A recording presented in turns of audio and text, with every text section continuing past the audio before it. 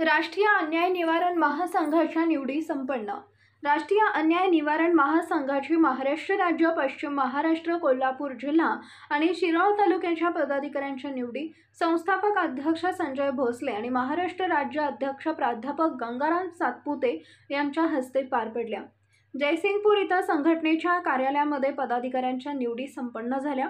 सदर निवडी अशा: सतीश मोटे महाराष्ट्र राज्य कार्याध्यक्ष, दीपक शेडबाळे वाहतूक सेना महाराष्ट्र राज्य अध्यक्ष, पश्चिम महाराष्ट्र अध्यक्ष महादेव हिप्परकर, पश्चिम महाराष्ट्र कार्याध्यक्ष विजय धंगेकर, पश्चिम महाराष्ट्र उपाध्यक्ष श्रीकांत शिंगाई, कोल्हापूर जिल्हा अध्यक्ष रोहित जाधव, कोल्हापूर जिल्हा कार्याध्यक्ष राजू मुजावर, शिरोळ तालुका अध्यक्ष विजय पाटील, शिरोळ तालुका उपाध्यक्ष ओंकार रेणुके, शिरोळ तालुका कार्याध्यक्ष राजू इनामदार, शिरोळ तालुका सचिव अजय हराळे यांच्या निवडी संपन्न झाल्या।